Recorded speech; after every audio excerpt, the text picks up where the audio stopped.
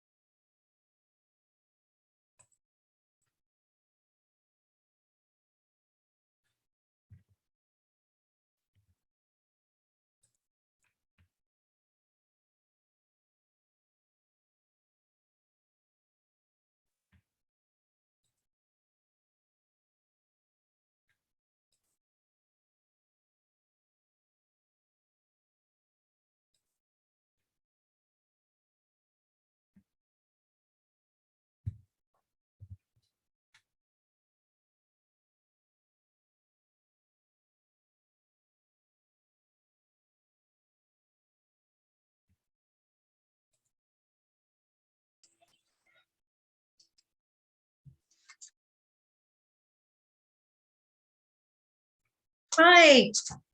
Good morning.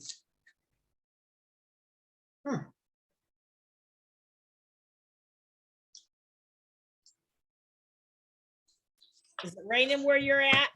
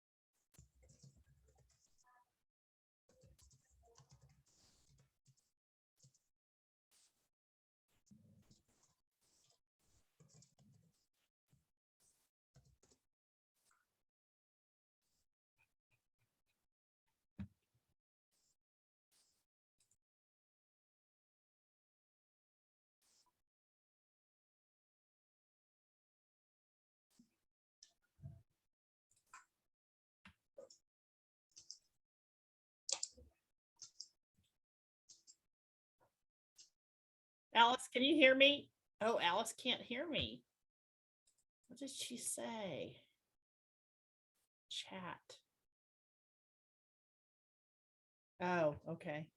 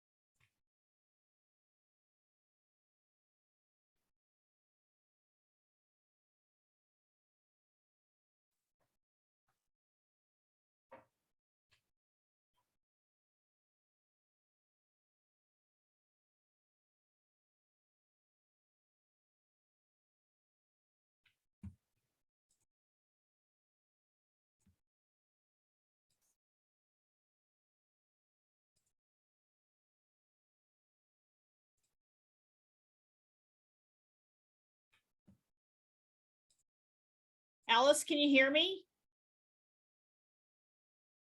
Oh, it's connecting to audio. Might take a minute.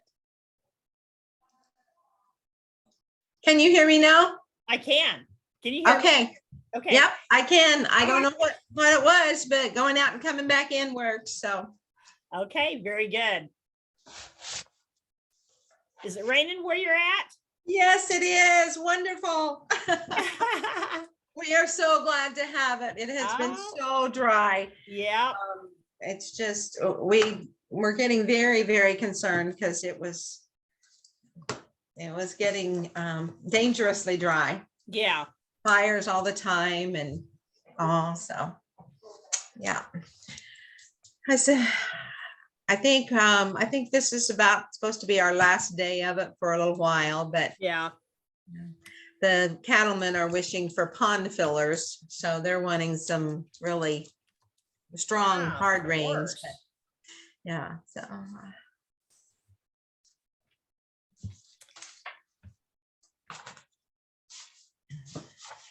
Well, we'll give people a few minutes to jump on. It's not quite 11:30 yet.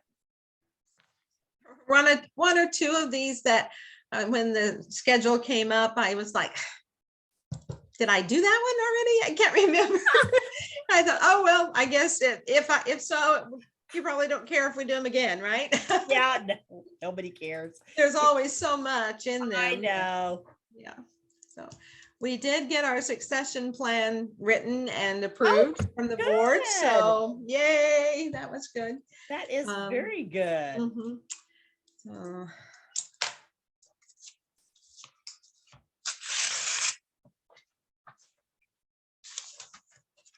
Man, my computer is running slower than usual today. That's very frustrating. Maybe it's the rain. yeah, how much did you guys get? I have no idea. It's been raining for, I mean, just sheets off and on for 2 days.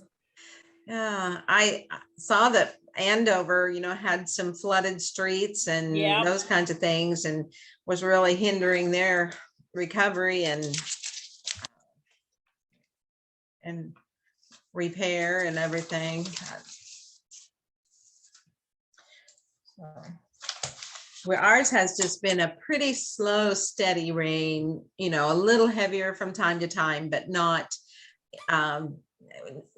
really what in our terms gully washer, we haven't had those, but and that's what some of the farmers are wanting, but to fill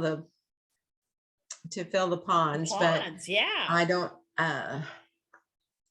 we're just glad for this soaking rain for the lawns and gardens, and especially for the wheat and the milo, the crops that have gone in. Of course. Yeah, I think a few people around here have called this a toad strangler. Toad strainer, yeah, yeah. There you go. For sure. I'm not sure I'd ever heard that term before that I can recall, but I have heard that. It's not one that I use a lot. You know, like I say, I'm more of a gully washer, but yeah. Oh, goodness.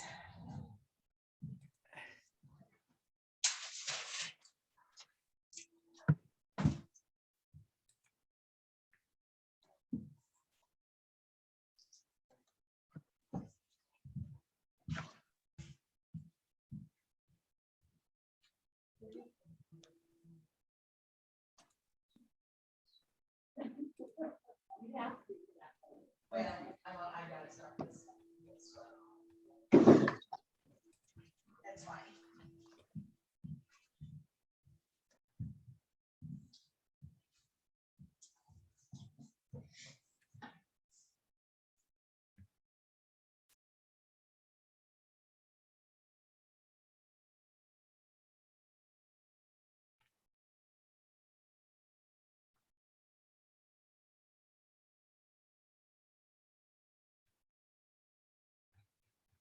we'll just give just a couple more minutes and see if any other people pop in.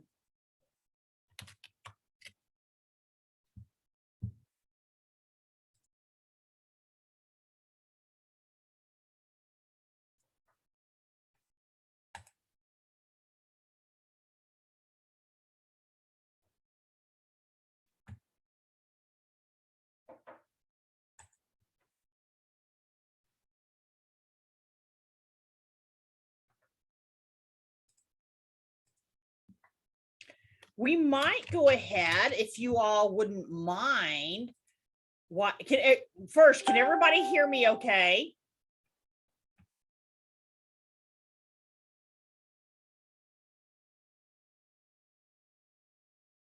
I would like to see if if there's somebody that can't hear me to speak up, but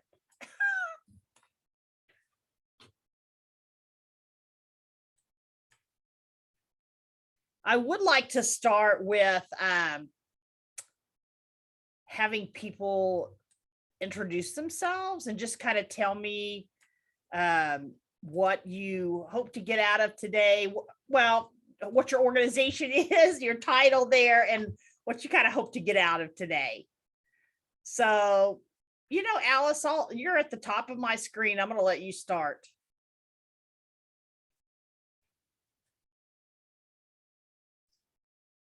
Okay, sorry. Well, I'm Alice Thompson. I'm the Executive Director of Heart Choices, the Pregnancy and Parenting Resource Center in Beloit, and with satellites in Concordia and Osborne. And I have been director here since we began in 2002. So I oversee, of course, all of the staff and volunteers locations and that type of thing. So as far as what governing and all, I mean, I'm just always up for new things. I can always learn something new that I probably should have learned a long time ago, but anyway, so that's what I hope to get out of it. So all right, who would like to go next? I'll let you all choose. Well, I'll go ahead and go so I can turn my camera back off. Okay. Like Steve, I'm eating lunch, but I'm doing a French dip, so no one no wants to see worries. that. So Roger Barnhart, I'm working with Central Kansas Mental Health Center, and right now I'm a healthcare administrator, and I tend to need to go into organizations and be a change agent. Uh-huh. And so I like to utilize anything how to involve strategic planning and governance and see it through the processes. Okay, very good. Who's next? I guess I'll go next. I'm Steve Murison. I've got a group, Murison Group, does business consulting and training, and just looking to add some additional knowledge and expand the information. Certainly. And see where I can apply it in different areas. Sounds good. wants to go next?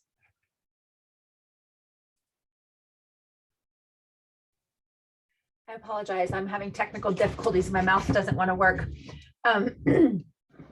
Bree Beck, I'm with North Central Regional Planning Commission.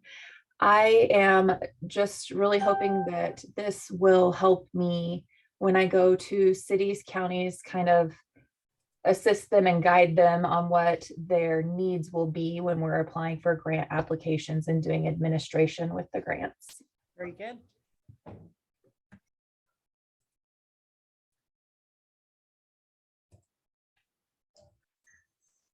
Hi, Bree. All right. Hey, Alice, how are you? All right, I'm gonna get this document opened and share my screen. Give me just a second.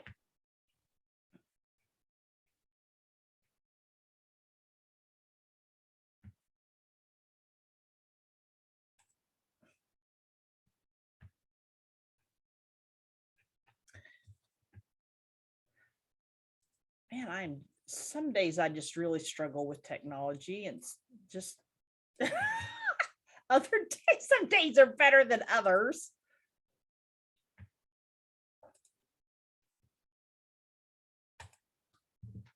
Okay, there it comes.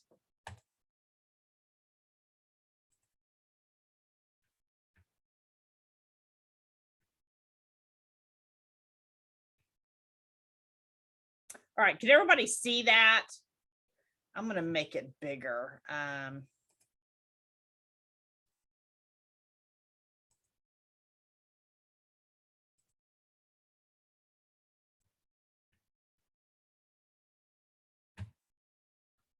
Where is it?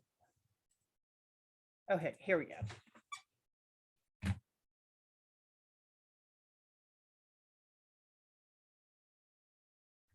Oh, there we go. Can everybody see that now? This is another topic that I love to talk about because oh, I guess I didn't introduce myself. Some of you may not know who I am, but my name is Cindy Miles. I'm with the Kansas Nonprofit Chamber. I'm sorry I have my old logo on here, but it doesn't matter. Anyways, I'm the president and CEO here. I've been doing board training for a number of years, have helped nonprofits throughout the years, work a lot with startups, and I love doing this work because I feel like if we can create successful, strong nonprofit organizations, we can impact our communities in a big way. So let's move on. This is one of my favorite comments here. There's nothing so useless as doing efficiently that which should not be done at all.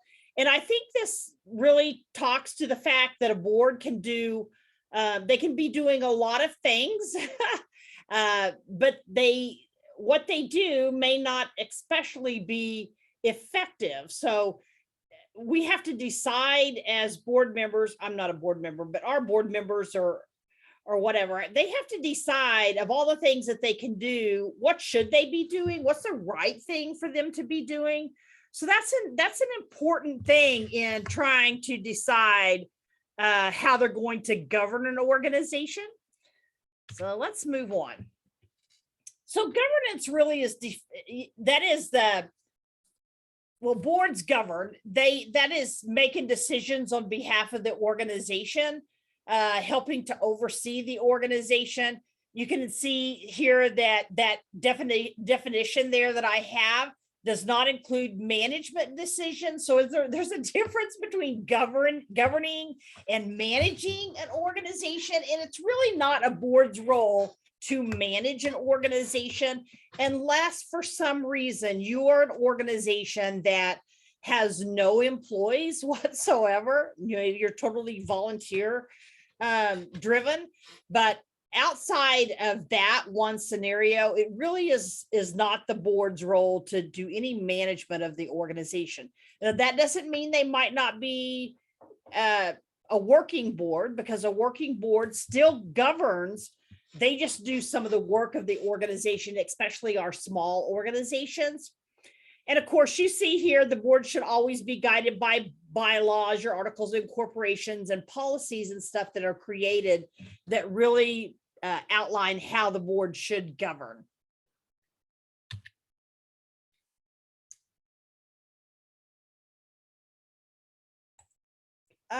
Give me just 1 second. Oh no, I just want to make sure I'm recording. So I'm going to pull up a document on, oh gosh. I'm going to pull up a document on board staff responsibilities, and we're going to kind of go through this checklist. If you'll bear with me a second.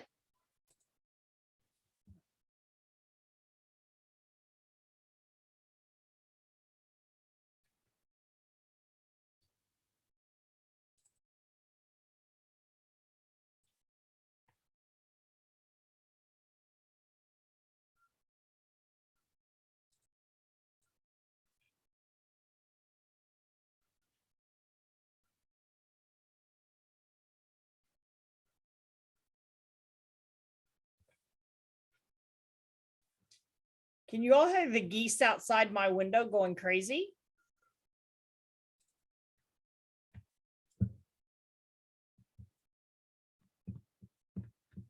Hang with me, it's opening, just not very quickly.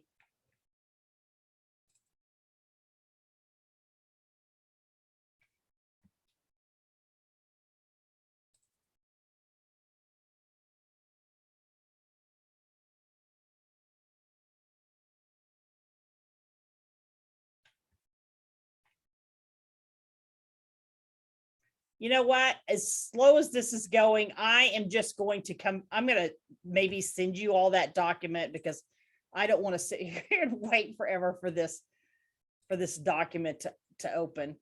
Let's talk a little bit about the board's role, please. So the board's role overall, as they work to govern, is to support the chief executive and always provide some clear expectations, some goals and objectives for that CEO, that executive director, whoever is leading the organization, to give them a clear idea of what it is that they want, what they expect that that person is doing for the organization. It also is their role to create clear expectations for the board overall. So sometimes organizations expect that the executive needs to provide those clear expectations for the board. And sometimes we as executives need to provide some of that information. We need to provide guidance, but the expectations actually need to come from the board and more directly from the board chair. The structure of the board meetings needs to be able to be put together in a way that a board is not spending a lot of time just listening to a lot of reports, but is spending more of their time really talking about policies and strategies and how you all are going to grow the organization, how you're going to become sustainable, those types of things. And then their role is to provide feedback on the performance of the chief executive and the board. So that means doing an annual assessment of how the chief executive is functioning, how they're meeting goals and objectives. And of course, their role is not to do that for anybody other than oh my goodness, what happened?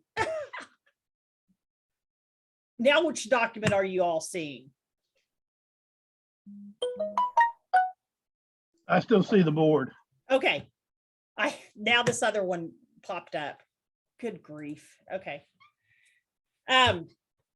You still see this one that says board role? Okay.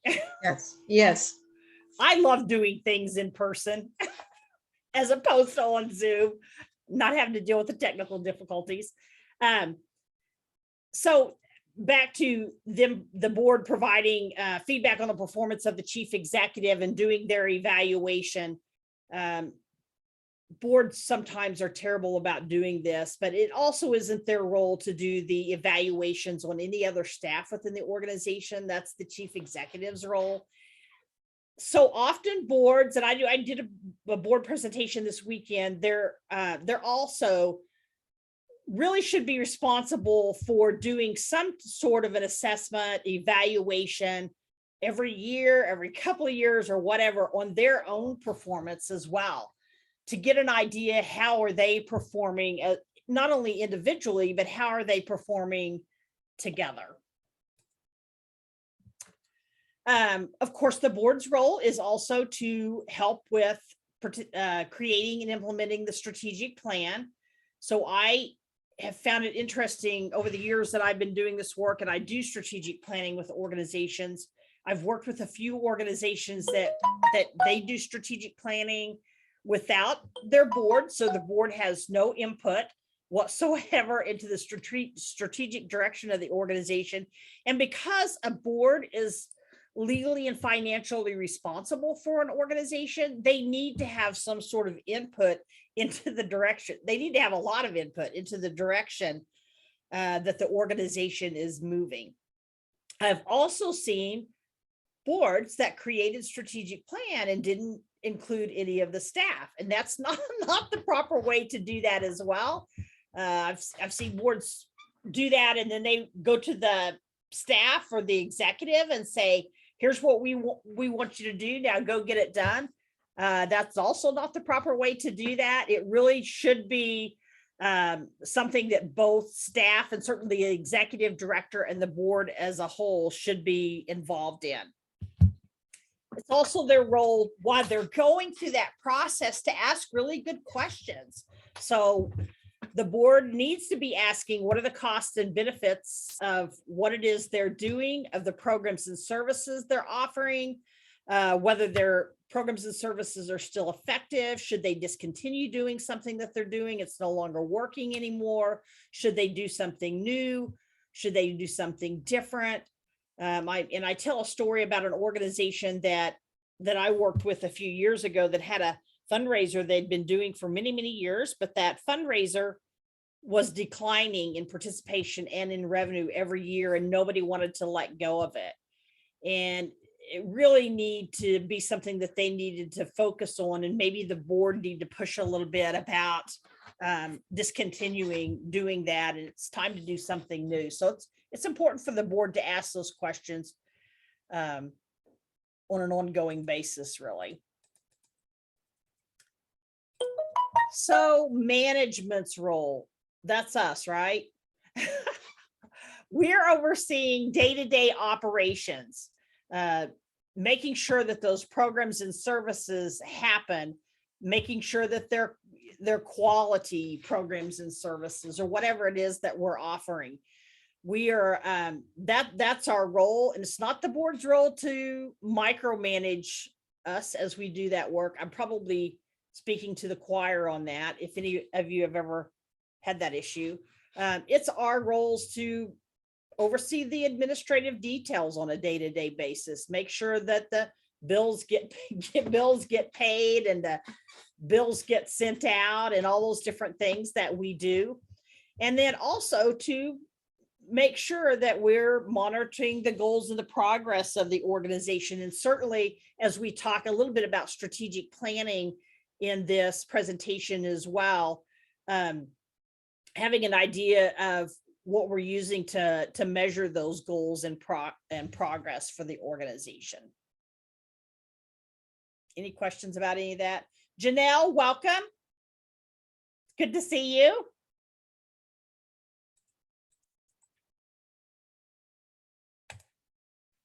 Okay, so let's talk a little bit about the executive's role in all of this. So certainly it is the executive's role to help define an institutional strategy that the board can review. So even though they may be working together to develop some strategies, implementing that strategy as well is part of the role of the staff within the organization, and certainly the executive director, and having that flow down to the rest of the staff and identify what their roles are in achieving those things. It is the executive's role to kind of make sure, working with the board, working with whoever's putting the agendas together, or if they're putting the agenda together, to make sure that the things that the board is going to discuss, again, don't just get it down into reporting out about everything that's happened in the past month or 2 months, or however often that you all meet, that time in between. But again, helping to direct the board to to give advice, to talk about the things that are important, to talk about those policies, to talk about where they're at on the strategic plan, how they're achieving the goals that they need to be achieving. And then it is their role to equip the board members with the capacity to be able to monitor the performance of the organization and the progress. So boards don't generally have that information unless we as staff, and everybody on here is staff, right? Because you're all staff, right? None of you are board members. Yes, okay. So us being able to provide them the information, whatever we're using to measure progress, it's important for the executive to be able to give the board whatever information that they need to be able to govern and make decisions for the organization. So what's the problem between the board and the executive, or what problems can pop up, I guess? Well, there's several different things that interfere between the effectiveness of either one, the executive, the staff, the board members overall. One is this idea of working versus governing boards. Who on here has a working board? Anybody have a working board? All boards are governing board, but anybody have a working board? No. So when nonprofit organizations are generally established, you generally have your board members, that come on board. They're actually responsible for doing some of the work until an organization can get staff hired, or till they can get a certain amount of staff hired to do all the work that needs to be done within an organization. So while every board that's not like an advisory board, every board that actually oversees the organization is actually a governing board. So they're making decisions on behalf of the organization. They're legally and financially responsible. But you've got a point in the life cycle of a nonprofit organization that board members, they have to get up, they have to step up, and they have to get involved in that work. And they may do that by helping to fundraise. If you're a really small organization, they might be expected to be there to help set up events. They might be checking in people at events. They might be coming in and helping with the donor database, so they can do, there's lots of different work that sometimes board members have to do. And then at some point in time, it's always the hope that those board members will transition out of that working cycle, because you'll hire more staff and they'll be able to do just governing as well as fundraising. Fundraising in some way, shape, or form will always be the role of a board, because they're legally and financially responsible. They'll still be responsible for going out and making asks or writing letters, thank you letters, trying to get sponsorships. Will always be a part of the role of any board. Cindy, Yes, ma'am. excuse me, no, we've tried to make a very intentional effort about probably 7 years ago to move over to a strictly governing board.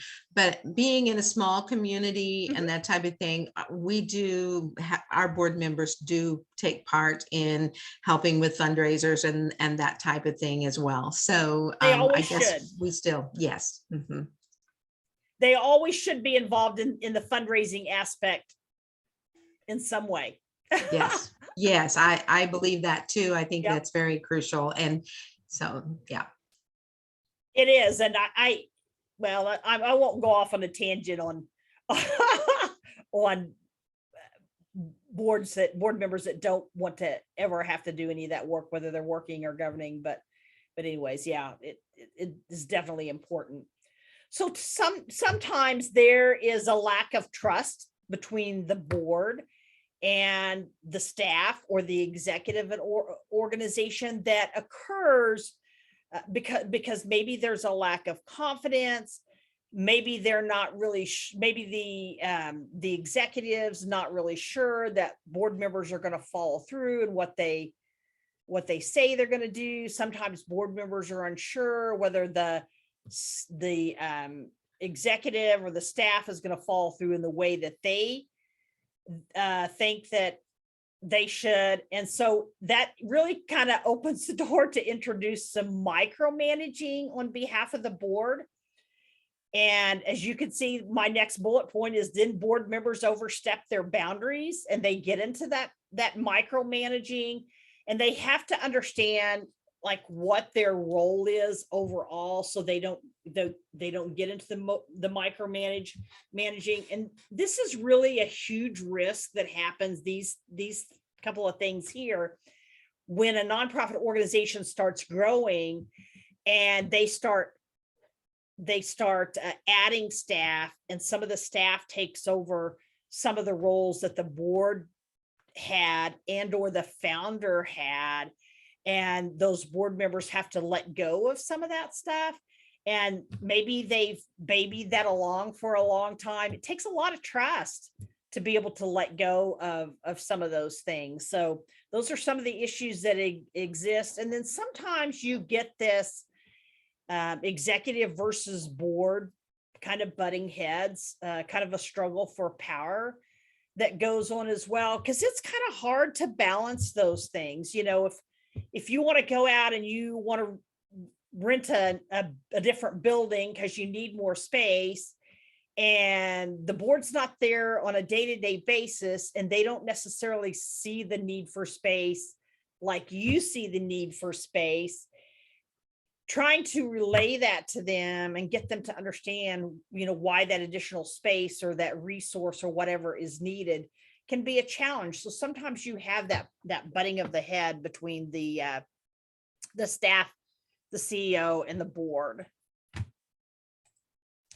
So what's some of the solution for part of that is, number one, making sure that there is that balanced partnership between both the staff and certainly the executive and the governance decisions that come up, how the board is governing overall.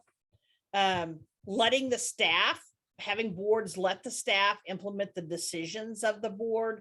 So the board making decisions, helping to set goals and strategies, and then saying, okay, we're going to let the staff, actually implement this stuff in the way that they want to implement the things that they need to implement. The other thing is, you know, the board hiring the right executive and making sure that they hire executive that they have confidence in, and they trust that they can let that executive, I don't want to say let the executive go, but let the executive do what the executive needs to do in order to guide the organization in the direction the organization needs to go. So they don't need to be there making detailed decisions about what goes on a day-to-day basis. That's not really their role. The other thing is, I can't tell you how much it is so important to choose the right board members for an organization. And this can be a challenge for nonprofit organizations because of the fact that board members, sometimes boards want the executive to recruit the board members. And sometimes the executive wants to be the person that recruits board members, but ultimately it is the role of the board to select the board members that are going to serve. Certainly the executive can make recommendations, but the challenge with having the executive, and you may or may not like that I'm going to say this, the challenge with having the executive choose all the board members. Oh, no worry, Janelle. Oh, she's gone. The challenge with having the executive and I choose all the board members is that sometimes executives will just choose board members that they know are not going to question them, and they're going to say yes to everything that the executive wants to do. And you really need board members that aren't just going to be yes people, but that are going to function in the best interest of the organization as a whole. So it's really not a good idea to let the executive choose the board members. And it's important for the board to understand what's needed on the board.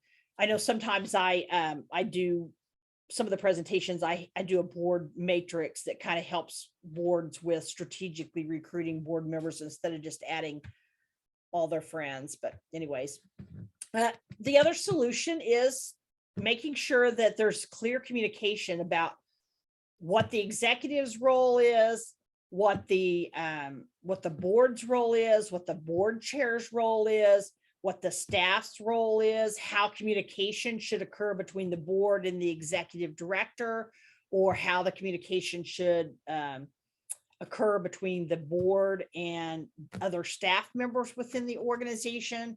Having a lot of board members communicate to somebody that's staff within the organization and going around the executive without including that executive in the conversation can create a lot of mistrust and all as well. So that's one of the important things.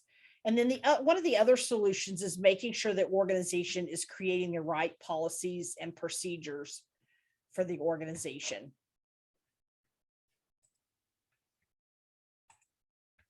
All right, so let's talk about board member and staff relationships. So the board should counsel the chief executive as appropriate and support that chief executive. So it's not their role really to pick the chief executive apart or whatever. They really need to be there on an ongoing basis to provide advice, to provide encouragement, to help make connections, to do, whatever it is the executive needs support in doing. That's part of what the board is there to do. Certainly, they're going to guide, but they need to support as well. So it's not just, there's just a balance there, I guess. The other thing that the board needs to do, and I've seen this happen all too often, board members, and again, I may be preaching to the choir, board members will show appreciation to all the other board members for what they're doing, but they sometimes forget to show appreciation to the executive. And all executives, I'm saying this on behalf of all of you that are executives, all executives need appreciation too, right? The board needs to do that. Also, keeping ongoing communication open about the issues that are impacting the organization. You all, as staff, keeping board members up to date about what's going on, what kind of things need to be addressed within the organization. Certainly is really, really important. So the board is never blindsided. And the board also needs to keep, the executive and the staff updated as well on any issues that might come up. And some of those issues that I can think of, I served on a board where we had a board member that, well, he got in trouble over guns. And the organization that I was involved with, we had to figure out, what were we going to do about that issue. And of course, it needed to include the executive director in that conversation, because the executive director is trying to help protect the integrity of the organization. And this was an issue that the board had to bring forward and discuss. There had to be joint conversation between that executive and the board to try to figure out what was in the best interest. So the communication about whatever issues comes up, it's important that happens as soon as possible in order to deal with that issue. The other thing is, if a board member is going to request some sort of extensive information from a staff member, from the chief executive or whatever, those requests as well, I'm not just going to say request, for information, but I'm gonna say if there's an issue with the between the board and a staff person of the board or the executive, that conversation really needs to come from the chair of the board. That's their role to deal with that issue. And it needs to go directly to the chief executive. So it never should that happen where a board member is upset with a staff person and they go directly to that staff person. That should never happen. Never should that board member go directly to a staff person and ask them to take on a huge project without consulting with the executive director to make sure that the board is not redirecting that staff member to do something different than what the executive is expecting that person to do. Does that ever happen within your organizations? No? All right. So we're going to talk a little bit about creating an effective board. And one of those things, and again, this is going back to that board matrix that I talked about. Our board should all be diverse of strengths, experience, and knowledge. And I work with organizations that want to sometimes just have 3 board members. That's a very bad practice. I'm curious, how big are your boards? Don't be shy. We have 10 Okay, good on our number. board. Good number. Steve?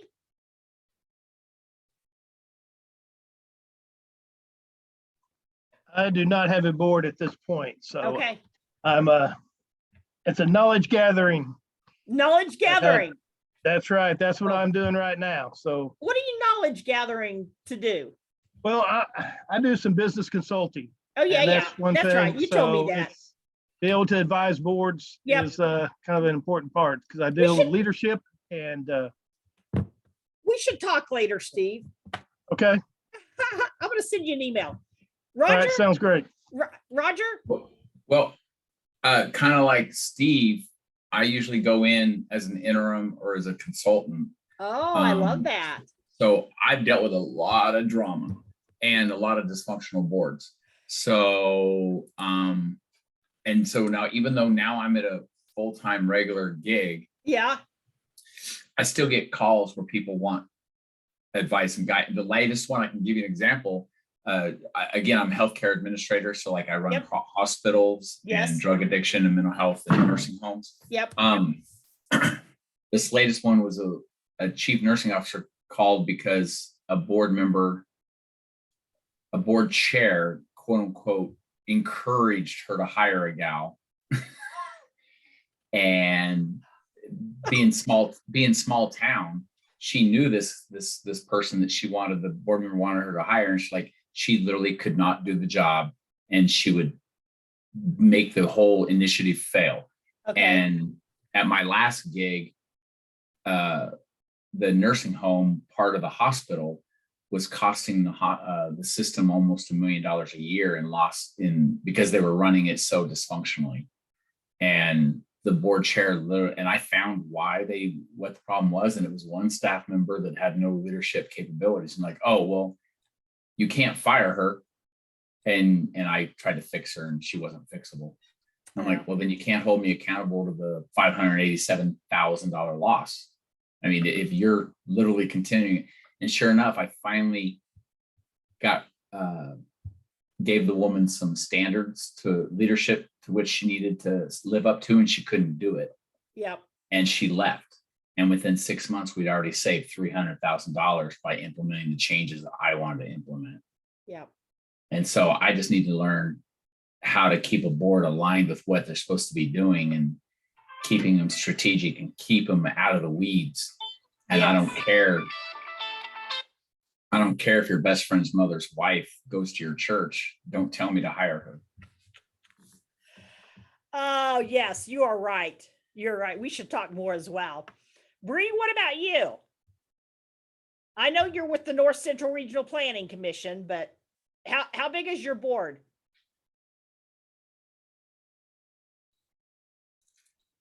I apologize. Our board is, oh goodness, well, we're made up of 12 counties, so there's Yep. at least one person from each county that seats on our board. Yep. And then we have some people who are economic development directors also sit on our board. Yep. I'm trying to think. So there's at least 15 on our board. Okay.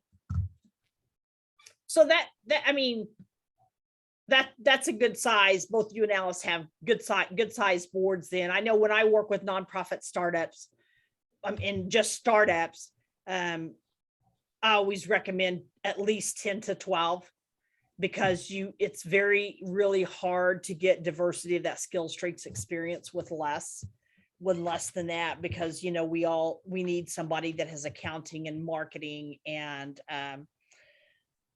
certainly fundraising and management experience. So we need all these different skills, strengths, and experience. And you just, when I work with boards that want to have 3 or 4 or 5 people, you run into the issue of not being able to have that diversity of skills, strengths, and experience. You run into issues with succession planning because who's going to, you don't have anybody that you can constantly keep in the pipeline to move up to be chair or vice chair or secretary or treasurer. And you always have to be thinking about succession planning. And so you know, if you don't have that number of people, that's hard to do. And then you don't have that diversity of the perspectives as well. So it just creates a lot of challenges. So deciding on the right board, I see these boards out is really important. I see these boards out here that being in the Wichita area, some of these organizations, I think our local Humane Society has 40 board members. That's a lot. That's a lot to manage. It's a lot to get them there to even establish a quorum. So that's going to be my 2 cents about that. It is important to develop a strategy for getting the right board members. And again, back to that board matrix, what I'd love to send you all, if you don't have one or if it's something you'd be interested in looking at, it's great for helping to identify where the gaps on your board. And that's one of our popular services here is working with boards to identify where the gaps and where do they need to strategically think about recruiting from. So do they not have people that know how to fundraise or grant write, or do they not, they've got one person that knows how to manage finances, but that person is going to roll off their board in a year and they have nobody in their pipeline to come in and replace that person, because we've always got to have somebody that can do that. So developing a strategy for how you get those board members, the right people on board, I think is really important. And then the other thing is the term limits, making sure there's appropriate term limits that doesn't allow a chair or a board member to be on a board for 15 or 20 years. When you have board members that stay on a board that long because they don't have terms, you sometimes become very resistant to the organization. The board becomes very resistant to change. We've always done it this way, right? So we should do that. You lose new perspective for the organization that you could be bringing in. And then sometimes there's just that out and out control that starts taking place where those board members that are on there, they want to control the way everything is done. They just become too controlling. And I know I've consulted with some organizations to help remove board chairs that took control and were board chairs for 20 years and needed to be removed from the board. And that's a really difficult challenge for an organization to have to deal with, because, generally that person is passionate about the organization, but at some point in time, they've taken so much control that they're just hard to remove. So the other thing is making sure that issues with board members are addressed whenever they happen. And of course, it is the board chair's role to do that, not the executive's role. The executive is answering to the board. And so to try to address an issue have an executive address an issue with the board member means that they're trying to address an issue with their boss or a boss or one of their many bosses that they have. And so we've got to train our board chairs. We've got to let them know in some way, shape, or form that that's actually their role and that those issues need to be addressed quickly and swiftly by the board chair so those issues don't grow. Any questions about that? All right. So let's talk a little bit about creating effective committees. And I have a handout on this that I will send to you all. It's important to make sure, and effective committees is a whole nother presentation I do in all these series that I'm doing for the North Central Regional Planning Commission. So I won't go deep into this, but it's important to make sure that as organizations create committees, and they should at some point in time, they should create good functioning, effective committees, because the committees are where the work gets done. It's really not done at the board level. It's not really done at the board meetings. It's done at the committee level. So if you don't have good functioning committees, then it's really difficult for the board to get the work done that the board needs to be doing on behalf of the organization. It's important that's important to make sure that those committees align with whatever the organization's strategic plan is, whatever their strategies are. I know when I do strategic planning, I like to make sure that each committee has, and it generally falls this way, but that each committee has a goal that they can work on throughout the year that's part of that strategic plan. So that really kind of identifies the work that they're going to be doing throughout the year. It's really important to kind of balance those ongoing committees with the use of task force or an ad hoc committee or something like that. And a good example is I was on the board of an organization out in Butler County, and Sunlight Children's Services. And we were going to build a children's home out in Andover, and the organization was located in El Dorado. And we created a task force because that particular project was going to go on. It's going to take us a few years to get through that and capital campaign and everything else that we needed to do, all the decisions that we needed to make. But it wasn't something that we needed to create a committee for that was going to go on in perpetuity, right? So it's really good to identify what are those committees that should be standing. And those are generally the finance committee, the governance committee, which we're going to talk about more, the development committee. Those are three of the top priorities as far as I'm concerned. Sometimes organizations will have a program committee. Maybe they'll develop an event committee, but really that can almost be an ad hoc committee underneath the development committee. But those are the primary committees that I think are most needed within an organization. I recently worked with an organization, and maybe some of you have heard me tell this story before, that had 12 or 13 committees and 6 board members.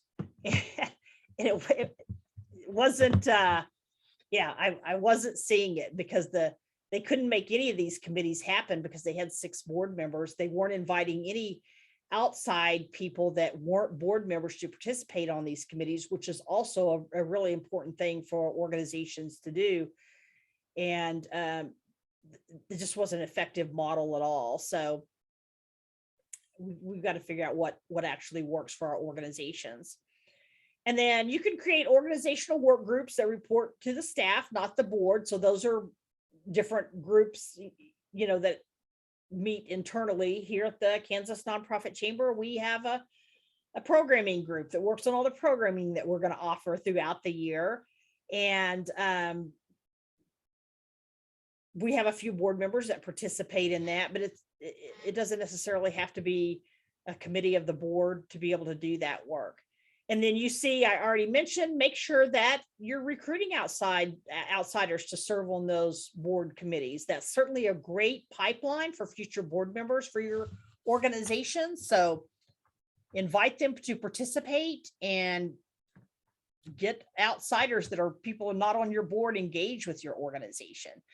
And that's another thing that I love about the organization that I served on in the board of in Butler County, is that they have their fundraising committee engages quite a few people that help with their big annual event and with fundraising overall for the organization. And they're not board members, but they have a passion to do the work. So they volunteer on that committee. All right, let's talk about that governance committee. So often, nonprofit organizations, they will look to create a nominating committee during the time that we need, that they need board members whenever that time is coming up, a few months before, whenever they're going to elect those board members. And they don't, that really is something that ideally would fall under the governance committee, and organizations just don't think about creating that governance committee, which I told you, I think is one of the more important committees when we're talking about best practices. So here on this slide is some of the work that governance committee could do. And I'm going to show you a governance calendar here in a minute that kind of outlines what governance should look like throughout the year. So they're going to help, of course, with the board recruitment, doing an orientation to the board, identifying succession planning for those board members, identifying succession planning for the officers and how that works, other board education that happens, ongoing board development, teaching people how to fundraise, whatever that board development looks like, learning about their roles and responsibilities. They're going to help to assess the overall effectiveness of the board and how the board is functioning. They might lead that evaluation of the executive director. So those are all the different things that the governance committee can do. And let me give you an example, and I'll also send this out to you all if you'd like. So here's the work of the governance committee. If you were to look at a year of what a governance committee would do, because people sometimes have the perception, well, if we develop a governance committee, really all they're doing is reviewing the bylaws, right?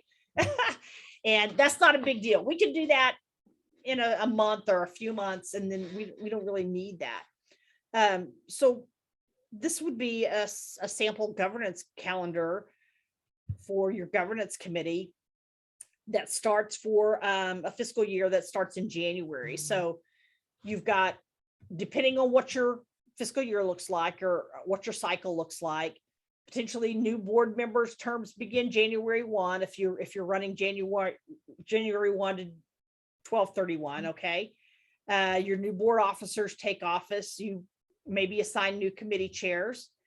Then you review in February, reviewing and revising the board orientation process and issuing that board orientation potentially for those new board members, maybe matching them up with board buddies. In March, you can review and update the bylaws, see where there needs to be any changes. Maybe there does, maybe there doesn't, but you know, we live in a changing world. So certainly doing that work. In April, you can review and revise board policies that have been created for the organization. And then in May, reviewing the CEO and the board succession plan, making sure everything's up to date there, or making sure that those are created if you don't have those within your organization. And then in preparation for doing that CEO evaluation, you'd want to, in June, maybe review and revise that evaluation tool. The one that you're going to use for the CEO, the one that you're going to use for the board, in preparation to do all of those evaluations that generally take place towards the end of the year. In July, because you're starting to prepare for the next time when you're going to open up nominations for the next year for new board members and officers. So you might be conducting that board gap analysis. And again, that's that matrix that I talked about earlier, assessing all the strengths, skills, and experience that your board has, what kind of diversity it has, and where you should strategically be recruiting from, assessing who's going to be rolling off the board, who's going to be stepping down as officers all that kind of information. Updating the board nomination form if you use one, distributing a board self-evaluation if you want to do a self-evaluation of the board. So each board member could kind of take a look at how their performance is on an individual level. In August, looking at a board retreat and starting to plan that retreat. Often we as nonprofit organizations, we look to, after the first of the year, we brought on new people and we want to make sure we start doing our board retreat in January and getting that strategic plan updated or whatever in February or March. By the time we're implementing that strategic plan, it's May, we're halfway through the year. I ask and make a recommendation to boards to let's back that up. There's a couple of reasons for that. One is, as I've done strategic planning with organizations that do things in that way, I sit around in a room with people who have just been on the board a month, or they've just been on the board 2 months. And they're like, I don't really know what, I just got here. I don't know what kind of feedback to provide. I don't know what's going on. To me, it's much better to have those board members that are getting ready to roll off, that maybe have been on the board for 3 or 4 or 5 years, to be able to say, here's what I see. Here's our strengths. Here's our weaknesses. Here's the threats, do that SWOT analysis with them because they have good input to provide. And getting that input before they roll off the board is much more valuable than getting the input or lack of input from a brand new board member. And in a way, it gives them an opportunity to dump information before they leave the board. Okay. So board retreat planning. Sorry, I went off on a tangent. Distributing a CEO evaluation to the board in August, reviewing that board self-evaluation so you can have a conversation with the board about what that looked like and where the board needs to improve. Then maybe you look at those board nomination requests being sent out in September, identifying if you've got board officers stepping down, who's going to be stepping up next, how are you going to fill those roles? And then in October, having your strategic planning retreat, right? Conducting that CEO evaluation, conducting the board evaluation, and having that board slate all ready. And then in November, distributing a strategic plan because you've done that in your board retreat. You've completed that nomination process. You've kind of maybe decided on who those new board members are going to be, and you're voting on them in November or certainly December. And then you're kind of helping oversee recognition of outgoing board members and incoming board members. And you're all ready with your fresh strategic plan. Your CEO evaluation has been done and everything, and you're ready to start a new year.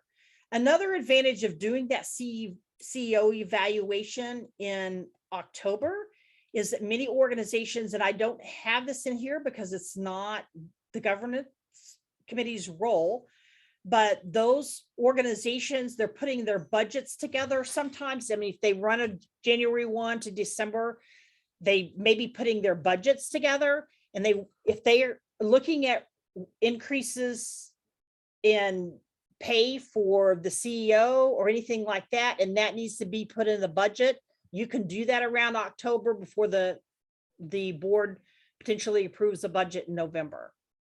So any questions about this governance calendar or what the governance committee can and should be doing? Or thoughts? What do you think, Steve? I think it's definitely get some things for me to think about, on this. It's very interesting, and seeing how it laid out, seeing how this is laid out for the board. Yeah, And, yeah. I am on our AMBUCS, board of directors and things. I'm thinking about how we can apply something like this Yeah. to that. And I'm also part of the VFW leadership. So Yeah. also a way to kind of look at implementing something like this in those two organizations. Yeah. Yeah. No, I honestly, when I went through board source training to become certified board developer or whatever a number of years ago. This is one of the tools that I found that I thought was really helpful to share with boards. And to, if you don't have a governance committee and you maybe throw out some of these duties here and there, or maybe these things just don't happen because there's no committee really that's responsible for these. You got your fundraising committee over here, fundraising, and or development committee, whatever, and your finance committee over here doing the stuff. But really, whose role is it to do this stuff? Well, it falls under the governance committee. That's how we govern better. Yeah, I think it will work as instead of doing that, just as things come up. Yes. Impromptu. Yes. And that so often we don't do these things because we run our boards like that. We run our organizations like that. So, all right, let's move on to talk a little bit about strategic planning.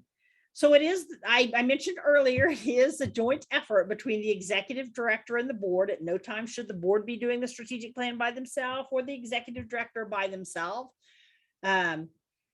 Also, you need to always, when you're going to do strategic planning, you need to have a conversation around who's going to facilitate that strategic planning. It is definitely not best practice to have somebody within the organization or on the board or another staff member or whatever to facilitate that strategic planning. I know sometimes it can be a little bit difficult to find somebody to facilitate that, but find somebody that can facilitate that. There are people out there that maybe they don't do it for the living, but they've done it within their jobs or something like that. But having that outside perspective and somebody to facilitate that is important. I know one of the things that I do here at the Kansas Nonprofit Chamber when I do strategic planning here is we do our SWOT analysis by a survey. It's a totally anonymous survey. Nobody, I don't even know who answered what about the SWOT analysis. And that allows board members to have, and staff or the executive to really give honest feedback that they may not give in a room where you're sitting around together doing a SWOT analysis because somebody might be offended. That just allows them to be really open and honest, and nobody's going to know who said what unless they put it in a way that's really incriminating. But it's just important to identify how that process is going to be facilitated.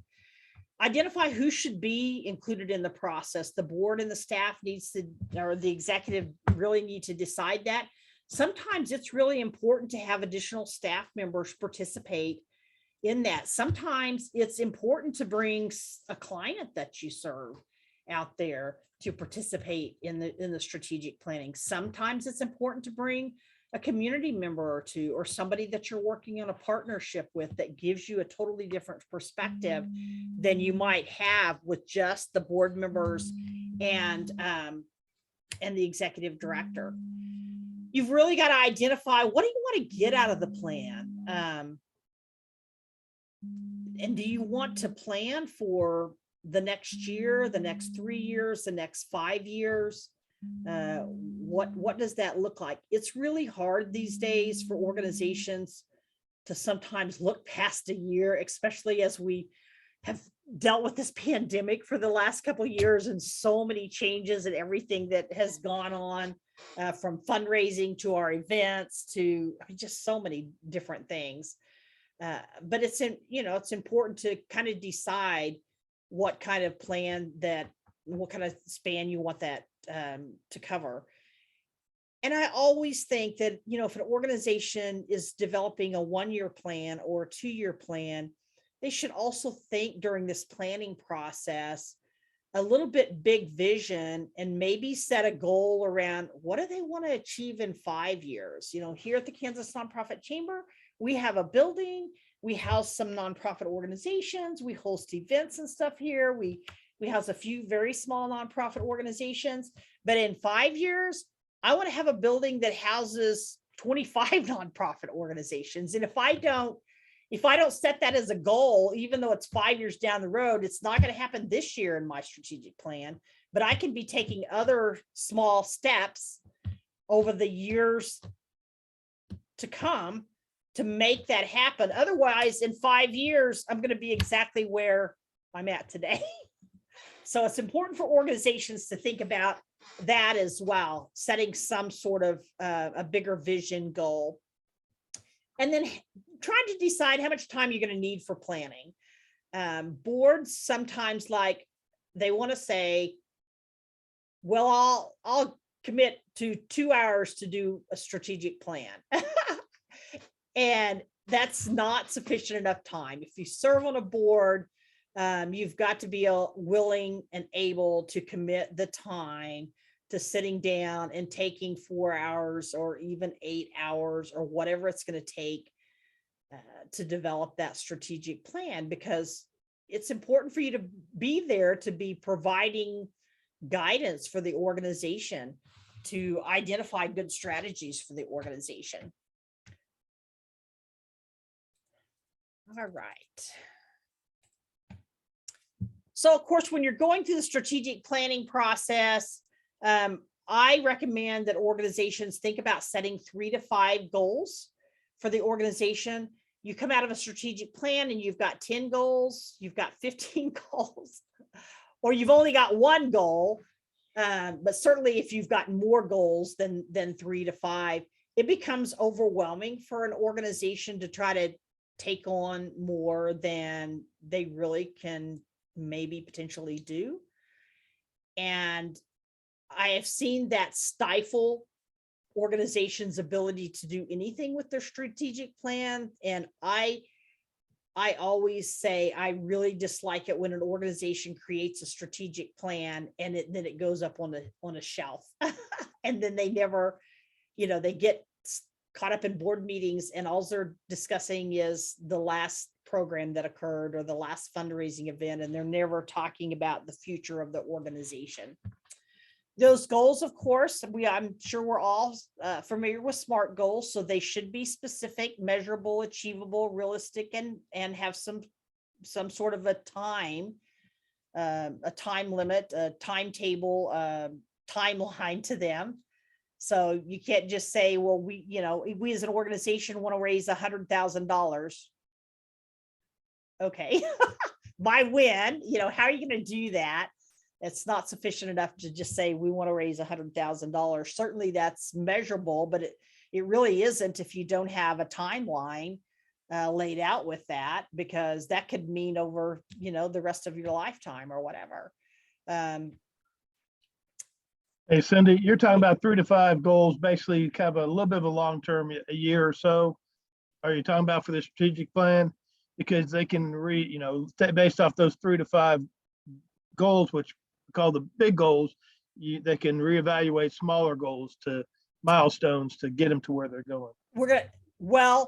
So or is that what we're talking about? Or here's my thoughts. And again, I have another presentation I do on strategic planning for this series. But so let's say we developed a goal to raise $100,000 by the end of December 2023. Okay, so we've got that goal in place.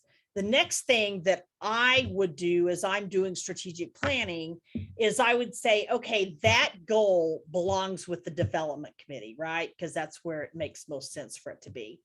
Then I ask the development committee to get together in the strategic planning process and sit down and identify strategies, all the strategies. So that might mean to do that, they're going to create a new fundraising event.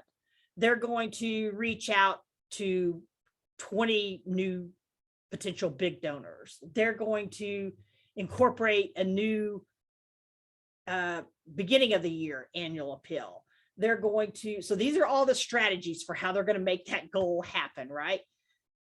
And then I asked them, once they've developed those strategies, to actually put together the tasks that needs to have each of those strategies make them happen. So if you're going to do a new fundraising event, you've got to identify, one of the tasks is, let's identify when we're going to do that. What's the date? What's the time of the year? And what's the time? We've got to identify what's the location of where that's going to happen. We've got to identify who we're going to invite. So we got to create that guest list. We got to identify what are we going to do with that event? We're going to have a speaker. So, I mean, there ends up being a whole lot of work that comes with you've got your goal, then you've got all your strategies, then you've got all the tasks. That ends up being a whole lot of work. So if you do more than 3 to 5, you just put a whole lot of work on your plate. You've already put a lot of work on your plate anyways with 3 to 5. Right. So basically the board is going to set the strategic goals and then delegate it down to one of the committees, the appropriate committee to actually go Yes. out there and execute create and Yes. execute a plan. That's the way I do it. And that's another reason why I like organizations to have good, strong, functioning committees, because otherwise they struggle with who's going to take responsibility for each of those goals. And again, it just seems to always naturally fall when I do strategic planning with organizations that those goals just align with the committee structure that they have. So I ask organizations that I'm doing strategic planning with, what does your committee structure look like before we ever get into strategic planning? When I'm in the planning phase meeting with them, what's your committee structure look like? Because I see that organizations, if they don't have that, that suddenly they've taken on 3 to 5 goals and they're trying to figure out like, how are we going to make this work happen? And it becomes overwhelming. And they try, some of it goes off to the staff, but depending on the size of the board, the board has to be engaged in some of that as well. And before long, you've got everybody overwhelmed and just nothing happens. And you get to the end of the year and you review and nothing has happened. So those are just the best practices I've learned over the years that I've been doing the work, if that makes sense.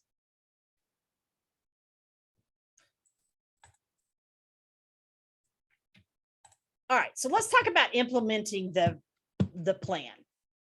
It's important, and I said, you see down here, I have action matrix handout, which I also will send you all.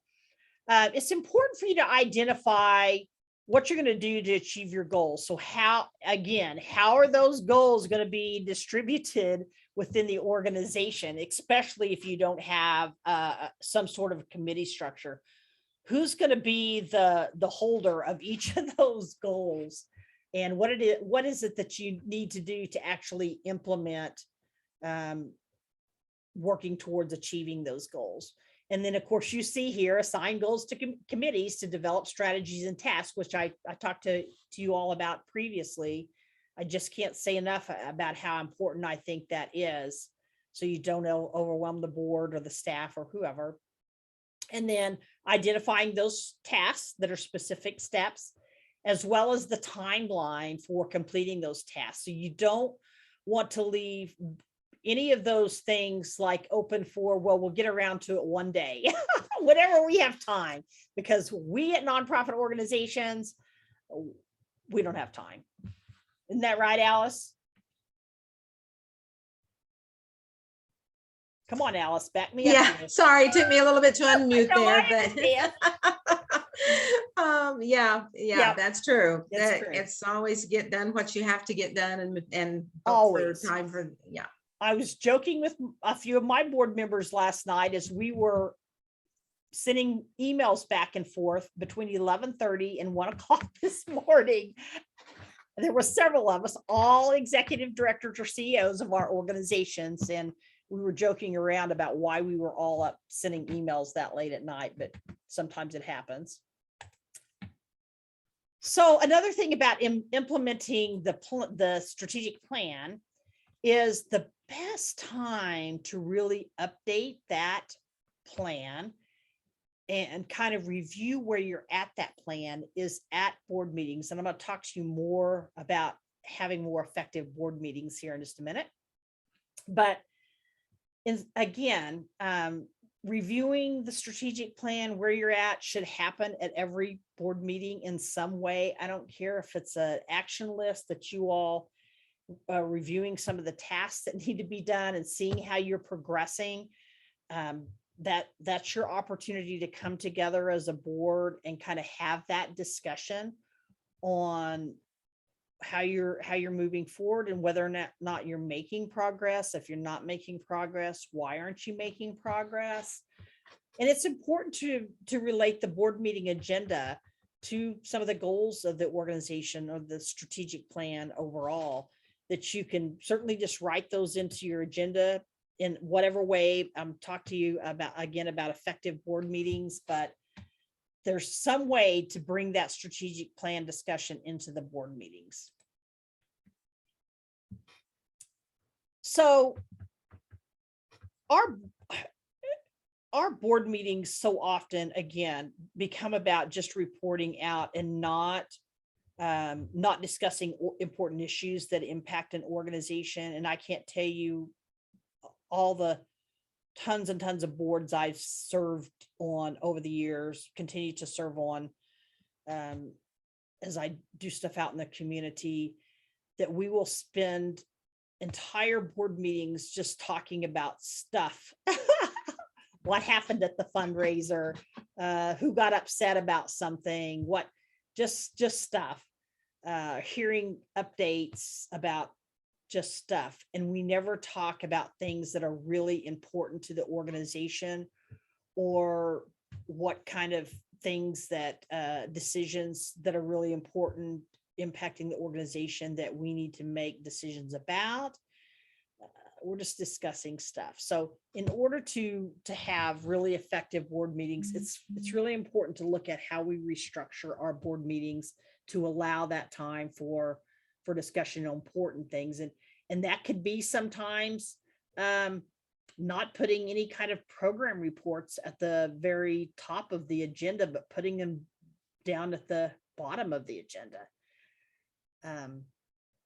Prioritize the agenda items that are on the board meeting agenda based on how important they are to talk about. So if for some reason you run out of time, you've talked about the important things first. I don't know if you all are familiar with mission moments.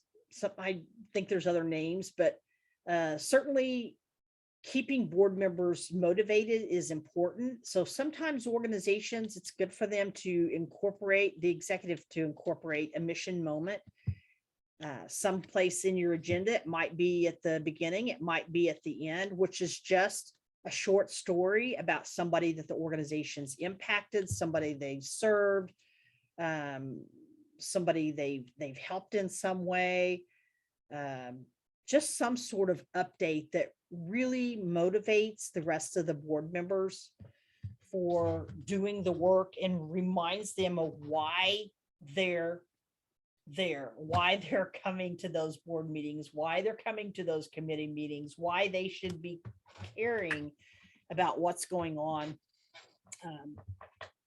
within the organization. The other thing is using consent agendas. So if you've never used a consent agenda, and this goes back to some of those reports that have to do with development or whatever, really ideally, if you can take an organization's previous minutes, and if you can take the financials, and if you can take any other committee reports or whatever that need to be reported out, and you can put them at the top of the agenda as a consent item, with the expectation that they're received several days before the board meeting. Everybody's had a chance to read those reports as they should be reading them as board members. That's their role, to come to the board meeting prepared. Then the board can approve all those or receive and file all those reports and move on to the new business, the old business, or whatever, the reviewing of the strategic plan goals, those types of things. So they're having important discussions, and again, not just listening to reporting out. So I will send you a consent agenda handout that I have on how to run a board meeting with a consent agenda. I think it's a great tool to let organizations look at how are they running their meetings and how can they just run them more effectively. I know we see those in government meetings all the time. I sit in city council meetings or county commission meetings, and they put all these things on the consent agenda that's updates and information that needs to be known. They have to read over them prior. And if there's something that needs to be pulled from the consent agenda, if there's particular questions that need to be asked about one of those reports, that item can either be pulled, or you can ask those questions and move on to talking about important things. And then sometimes it's good to use some sort of a dashboard to kind of track the progress of the task on the strategic plan, or the goals on the strategic plan, or the strategies, what's being achieved, what do you still need to achieve, just to give that a simple review over each and every board meeting. All right.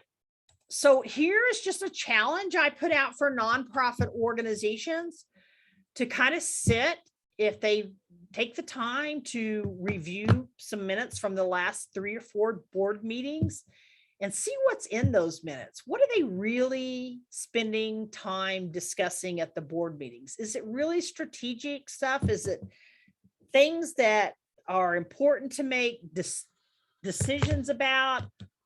Or are they just having general conversations, again, over things that have happened in the past, instead of working towards the future and thinking about how to move the organization forward, what's coming up, what should they be doing next? And if you find that an organization is spending all their time discussing unimportant things, you should look for ways that you can change that agenda up and change those board meetings up so they're more effective. And just to throw this in there, I don't know, for those of you who are involved in your boards, what the age members are, the ages of the members that participate.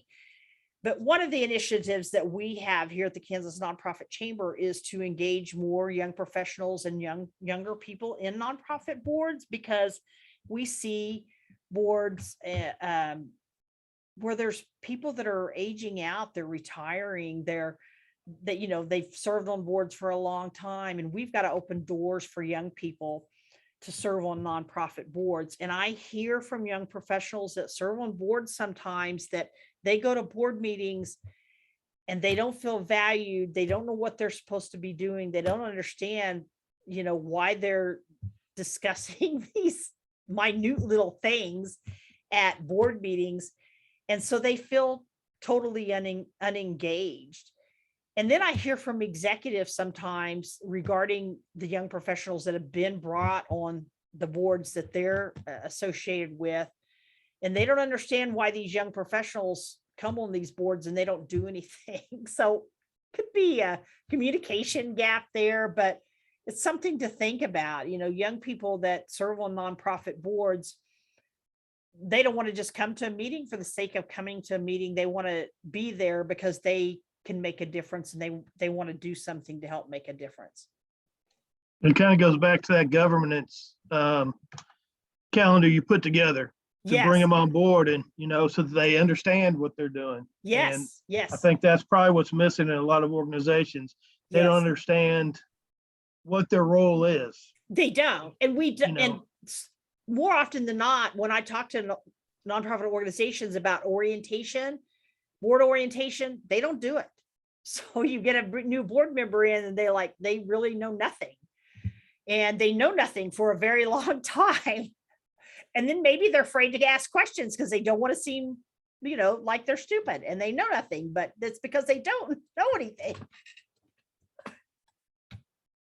So from all of this, what can be gained? Well, your discussions at your board meetings, even at your committee meetings, will center more on strategy and what you all can do to move the organization, or what the board members can do, what the ED can do to move the organization forward.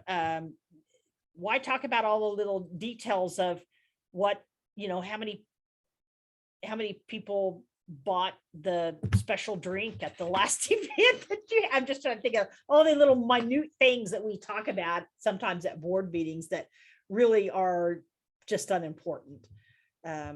They're important to somebody, but they're not important at the board meeting. your board meetings should become more interesting because you're spending time talking about things that really matter at board meetings. Yeah, they're more engaging, and that can be a struggle to engage board members. So, if you move to this sort of a model and you use some of these things, then certainly there'll be some more interesting board meetings, I would hope. That engagement and commitment, people that are engaged will be more committed, and that's what we want out of board members. Certainly the board's going to be better equipped to provide counsel and advice and those types of things and direction for the organization and the executive director. And overall, you'll end up with a healthier organization, which was what we all want. And with that, I don't have anything else. Do you all have questions, comments, things you'd like to know more about? Or you've been a fabulous audience today. No? Bree, what'd you think?